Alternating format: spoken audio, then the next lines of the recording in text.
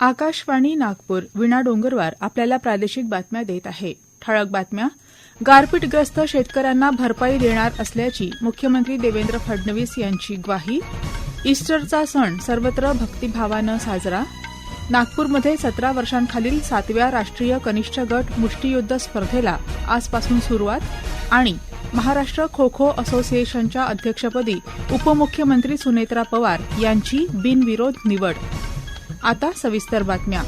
राज्यात गेल्या आठवड्यात अनेक भागात अवकाळी पाऊस आणि गारपिटीमुळे पिकांचं नुकसान झालं आहे. नियमानुसार या शेतकऱ्यांना शासनाकडून आवश्यक ती भरपाई देण्यात येईल अशी ग्वाही मुख्यमंत्री देवेंद्र फडणवीस यांनी आज नाशिकमध्ये दिली.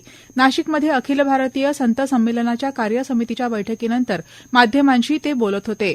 अवकाळी पावसामुळे शेतकऱ्यांचं नुकसान झाल्यानंतर पंचनामा केला जातो आणि त्यानंतर भरपाई दिली जाते. ही पारंपरिक पद्धत अवलंबण्यात येते, तीच सुरू आहे. शेतकऱ्यांना वाऱ्यावर सोडणार नाही असं मुख्यमंत्री म्हणाले. दरम्यान नाशिकमधील भोंदू अशोक खरात याच्या अन्य कारभारांची वेगानं चौकशी सुरू आहे. विशेष चौकशी पथकाकडे यासंदर्भात अनेक प्रकारची माहिती मिळाली आहे. त्या आधारे बनावट खात्यांद्वारे झालेल्या उलाढालीची सक्तवसुली संचालनालयाच्या वतीनं तपासणी करण्यात येईल असंही मुख्यमंत्र्यांनी सांगितलं. या प्रकरणात कोणीही राजकारण करू नये असं आवाहन त्यांनी केलं. भारत इराणसह इतर 40 देशांमधून कच्च्या तेलाची आयात करत असून या खरेदीच्या रकमा अदा करण्यात कसलीही समस्या नसल्याचं पेट्रोलियम आणि नैसर्गिक वायू मंत्री हरदीपसिंग पुरी यांनी म्हटलं आहे. या प्रकारची समस्या निर्माण झाल्यानं भारताच्या वाडीनार इथं येणारं इराणी कच्च्या तेलाचं एक जहाज चीनकडे वळवण्यात आल्याचं वृत्त समाजमाध्यमांवर प्रसिद्ध झालं होतं. हे वृत्त चुकीचं असल्याची स्पष्टोक्ती पुरी यांनी दिली असून पश्चिम आशियामधल्या युद्धस्थितीतही भारतीय तेलशुद्धीकरण प्रकल्पांना लागणाऱ्या कच्च्या तेलाचा पुरवठा विविध देशांमधून सुरळीतपणे होत असल्याचं त्यांनी सांगितलं. अमेरिकेचे अध्यक्ष डोनाल्ड ट्रम्प यांनी इराणला होर्मुझ सामुद्रधुनी खुली करण्यासाठी 48 तासांचा अंतिम इशारा दिला आहे. इराणकडे यासाठी आता केवळ 48 तासांचा अवधी असून त्यानंतर त्याला गंभीर परिणामांना तोंड द्यावं लागेल असं ट्रम्प यांनी समाजमाध्यमावर एका संदेशात म्हटलं आहे. मात्र संघर्ष समाप्त करण्याचा अमेरिकेचा प्रस्ताव एकतर्फी असल्याचं सांगत इराणनं त्याला नकार दिला आहे. दरम्यान इराणनं पाडलेल्या अमेरिकेच्या F-15 या विमानातल्या कर्मचाऱ्यांची यशस्वीपणे सुटका केल्याचा अमेरिकेचे राष्ट्राध्यक्ष डोनाल्ड ट्रम्प यांचा दावा इराणनं फेटाळला आहे. जनतेत संभ्रम पसरवण्यासाठी ट्रम्प अशी विधानं करत असल्याचं इराणनं म्हटलं आहे. जगभरात आज ईस्टरचा सण मोठ्या उत्साहात साजरा होत आहे. व्हेटिकन सिटीमध्ये पोप लिओ 14 यांनी काल बेसिलिकामध्ये ईस्टर प्रार्थना केल्यानंतर जगभरात ईस्टर सणाला सुरुवात झाली. पोप यांनी जागतिक पातळीवरच्या अशांततेच्या वातावरणात शांततेसाठी आणि बंधुत्वासाठी प्रार्थना केली.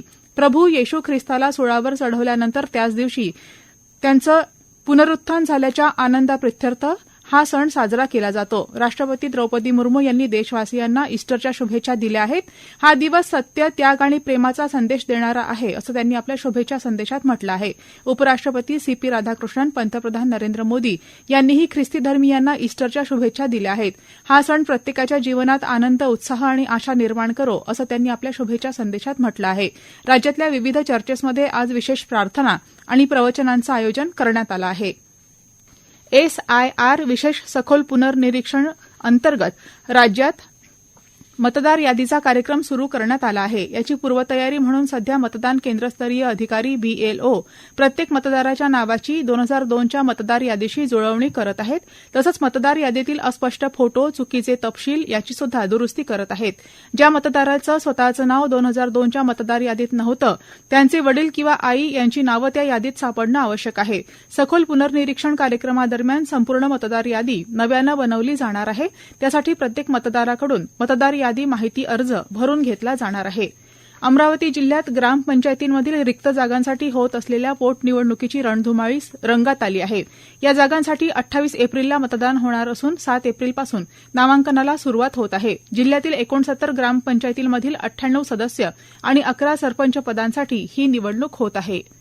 या प्रादेशिक बातम्या आपण आकाशवाणीच्या नागपूर केंद्रावरून ऐकत आहात. आमच्या केंद्रावरील सर्व बातम्या ऐकण्यासाठी आणि ताज्या घडामोडी जाणून घेण्यासाठी Marathi news Nagpur all India radio या आमच्या YouTube चॅनलला नक्की सबस्क्राईब करा. आकाशवाणीचं हे नागपूर केंद्र आहे. महाराष्ट्र बॉक्सिंग असोसिएशनच्या वतीनं 17 वर्षांखालील 7व्या राष्ट्रीय कनिष्ठ गट मुष्टियुद्ध स्पर्धेचं आयोजन नागपूरच्या सिव्हिल लाईन्स इथल्या आमदार निवासस्थानी आज दिनांक 5 ते येत्या 11 एप्रिल दरम्यान करण्यात आलं असून केंद्रीय मंत्री नितीन गडकरी यांच्या हस्ते आज स्पर्धेचं उद्घाटन करण्यात आलं. महाराष्ट्राच्या क्रीडा इतिहासात महत्वाची भर घालणाऱ्या या स्पर्धेत देशभरातून सुमारे 600 मुष्टियोद्धे सहभागी होत आहेत. यात सुमारे 250 मुली आणि 350 मुलांचा समावेश असून त्यांच्यासोबत 180 प्रशिक्षक, संघ व्यवस्थापक आणि 70 अधिकृत अधिकारी उपस्थित राहणार आहेत. ही स्पर्धा एकूण 13 वजन गटांमध्ये खेळवली जाणार आहे. सामने दररोज दुपारी 2 वाजल्यापासून सुरू होतील. नागपूरची मुष्टियोद्धा समीक्षा सिंग ही शहराचं प्रतिनिधित्व करणार असून अकोला, संभाजीनगर, पुणे, मुंबई आणि जळगाव इथले खेळाडूही या स्पर्धेत सहभागी झाले आहेत. स्पर्धेत उत्कृष्ट कामगिरी करणाऱ्या खेळाडूंची भारतीय 17 वर्षांखालील संघात निवड होऊन ते 2026 मध्ये उझबेकिस्तानमधील ताशकंद इथं होणाऱ्या आशियाई बॉक्सिंग अजिंक्यपद स्पर्धेत देशाचं प्रतिनिधित्व करतील.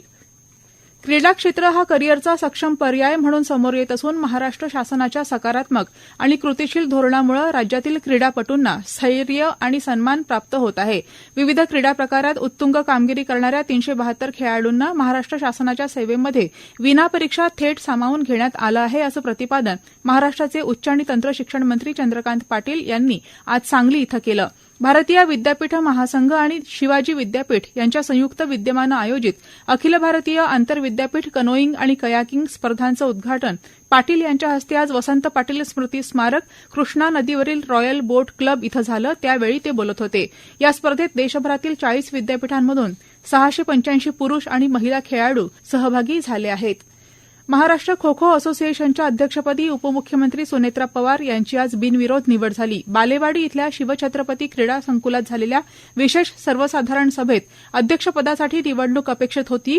मात्र अध्यक्षपदासाठी एकच अर्ज आल्यानं निवडणूक बिनविरोध झाली. खो खो संघटनेत अनेक वर्षांनी हा सन्मान एका महिलेला मिळाला आहे. नवेगाव नागझिरा व्याघ्र राखीव क्षेत्र गोंदिया अंतर्गत वनपरिक्षेत्र पिटेझरीमध्ये जखमी T-27 वाघिणीचं अस्तित्व असून वाघिणीला जेरबंद करण्याचे प्रयत्न वन विभागाकडून युद्धस्तरावर सुरू आहेत.